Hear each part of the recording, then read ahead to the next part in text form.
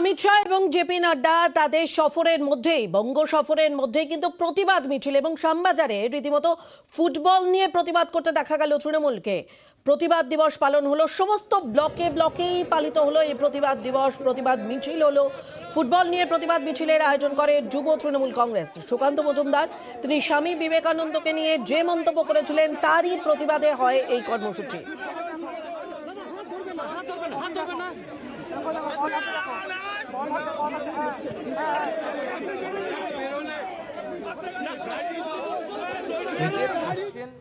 Out হয়ে যাওয়াটাকে ধামাচাপা দেওয়ার জন্য আমার বক্তব্য নিয়ে বিতর্ক তৈরি করে তৃণমূল কংগ্রেসের নেতারা যে কথা বলছেন তারা অর্ধসত্য বলছেন এবং এটা বামপন্থীদের শেখানো। আমিও স্টুডেন্ট লাইফে ওই দুটো লাইনই পড়ে এসেছি। বিবেকানন্দ বলছেন যে ফুটবল খেলে আগে শক্তিশালী হও, তবে তুমি গীতার বাণীকে সামনের দিকে এগিয়ে নিয়ে যেতে পারবে। সেই জন্য বলেছি এরা অর্ধসত্য বলেছে। তৃণমূল কংগ্রেসের নেতারা অল্প বিদ্যা ভয়ঙ্করী। কেন ক্ষমা চাইবো? তৃণমূল কংগ্রেসের মূর্খদেরকে মূর্খ বলেছি তাই ক্ষমা চাইবো? না বুঝতে পারলে আমাকে ডাকো, আমি ক্লাস নিয়ে নেবো ওদের চেতনার অফিসে গিয়ে।